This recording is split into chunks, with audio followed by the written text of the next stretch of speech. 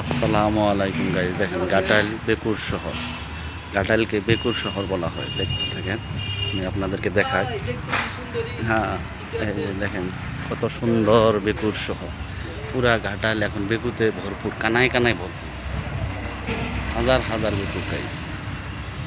আপনাদেরকে দেখাচ্ছি, দেখেন কি পরিমাণ বেকুর।